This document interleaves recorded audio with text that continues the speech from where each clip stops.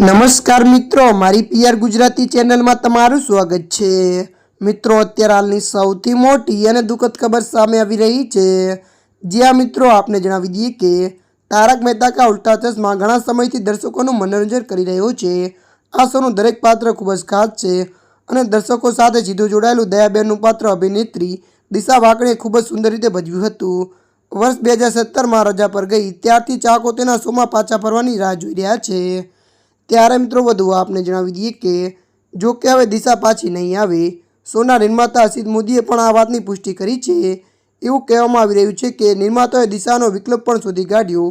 ઘણા મીડિયા રિપોર્ટમાં દાવો કરવામાં આવી રહ્યો છે કે અભિનેત્રી કાજલ પીસલ હવે તારક મહેતા શોમાં દયાબેનની ભૂમિકા ભજવતી જોવા મળશે। ત્યારે મિત્રો હાલ માટે આટલું, મળીશું નવી અપડેટ સાથે। જો તમને અમારો વિડીયો પસંદ આવે લાઇક, શેર અને સબસ્ક્રાઈબ કરી નાખજો। ધન્યવાદ।